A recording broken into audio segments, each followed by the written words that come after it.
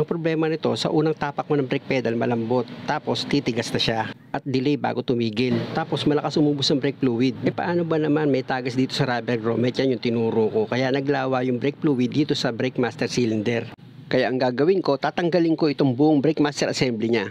Meron yung dalawang nuts sa brake master assembly, tapos i-disconnect ko itong dalawang fluid line gamit ang number 10 open wrench. Tapos gagamit ako ng circle plier para matanggal ko itong repair kit dito sa master cylinder. Ito yung primary piston. At sa pagtanggal naman ng secondary piston, meron niyang stopper bolt. Kailangan matanggal mo muna itong bolt niya gamit yung box wrench sa number 10. At kung makikita nyo yung secondary piston niya, puro putik siya. Pangalawa, malambot na yung goma. Kaya ang gagawin ko dyan is papalitan ko lang yan ng piston seal dahil maganda pa naman itong brake master assembly. Tapos i-disconnect ko itong fluid reservoir at master cylinder. At kung makikita nyo yung rubber grommet niya, ayan yung tinanggal ko. Dyan sumisingaw yung brake fluid. Ang problema mga boss, walang mabili si customer ng rubber grommet, talagang assembly ang bibilin mo. Kaya ang gagawin ko dyan, lilinisan ko maigi itong brake master assembly, pati yung repair kit niya. Sabon at tubig lang ang katapat niyan mga boss. At pag malinis na, dahil nga sa walang mabiling rubber grommet, nilagyan ko na lang ito ng rubber tape dito sa rubber grommet niya para subikip at hindi na tumagas yung fluid.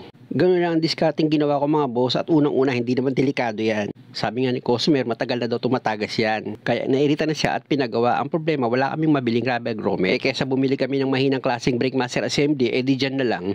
Pati fluid reservoir mga boss, nilagyan ko ng rubber tape yan para siguradong mahigpit siya at hindi na magkaroon ng tagas. At dito naman tayo sa primary at secondary piston ng brake master assembly mo. Dahil nga sa mahina na yung goma niyan, malambot na siya, kaya mahina na rin yung preno. May nabibili ako ng mga rubber cap niya na magandang klase na hindi kagagastos ng malaki. Kaya ang gagawin ko lang dyan mga boss, tatanggalin ko lang itong mga piston seal niya. Tapos ilalagay ko na itong apat na nabili ko na piston seal para dito sa piston, primary at secondary. Sa pagtanggal at pagkabit ng piston seal dyan mga boss, madali lang. Gagamit ka lang dyan ng manipis na flat screw. Yun nga lang, medyo malakas dapat yung mga daliri mo para maikabit mo ng maayos itong piston seal niya. Pero huwag kang mag-alala dahil hindi naman siya ganun katigas. Basta siguraduhin mo lang na yung size na tinanggal mo na rubber cap is yun din ang ipapalit mo, kapares sila ng size dapat.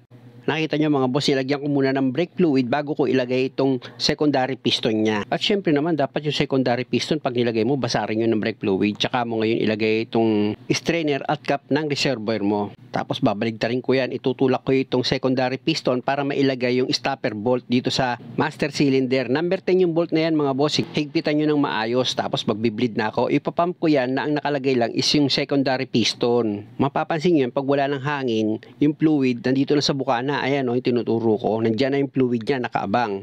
Tapos maglalagay ka ulit ng brake fluid, pero yung konti lang idadagdag nyo mga boss. Sa lubong lang yan mga boss para hindi masyadong matagal pag nag-bleed. Tsaka ako ngayon ilalagay itong primary piston niya. At pag pumasok na sa loob, pwede mo na ngayon ilagay itong circlip niya gamit ka ng circlip plier. Siguraduhin mo lang ayos yung pagkakalak mo dyan para hindi ka magkaroon ng problema. Dahil nga sa may fluid yan, ibibleed ko ngayon yan para mawala yung hangin. Nakita nyo, di ba lumabas yung fluid? Ayan o, pares na sila ngayon, nasa bukana na yung fluid. Pwede mo nang ilagay dito yan sa hydrovac. Unahin mo nga lang ilagay itong dalawang fitting dito sa master cylinder. Tsaka mo higpitan gamit yung open wrench sa number 10. Pag okay na, i-connect mo na yung socket wire sensor ng brake master assembly mo. Tsaka mo ngayon ilagay itong dalawang nut dito sa brake master assembly para maipakapit mo na yan dito sa hydrovac. Siguraduhin mo lang maayos yung pagkakahigpit mo dyan mga boss. Dapat wala yung uga o kahit man lang singaw para safe at hindi ka magkaroon ng problema. At kung sa palagay mo okay na yung pagkakahigpit mo ng mga tornilyo, dagdagan mo na ngayon ng brake fluid yan, i-level mo na dahil kailangan mo mag-bleed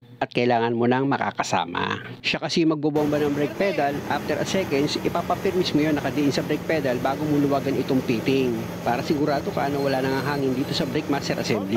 Tapos isasarado mo ulit yung fitting, ipapabomba mo, after a seconds, ipapapirmis mo yung brake pedal, nakadiin siya, luluwagan mo ulit itong fitting sa kabilang side naman. Pag buo na yung fluid na lumabas, okay na yan mga boss. Ang gagawin ko naman, pupunta ko dito sa loob ng sasakyan, i-check ko yung brake pedal niya kung okay na para sa akin bago ko ibigay sa customer. Maganda kasi bago kami mag-road test ni customer, ako muna yung una mag-check kung okay na ba yung preno niya. At dahil para sa akin, okay na yung taas ng brake pedal niya, si customer naman ang pasusubukin ko ngayon. Ibababa ko na itong hood para mag-road test na kami mga bossing. Maganda kasi siya yung hahatol para hindi bias.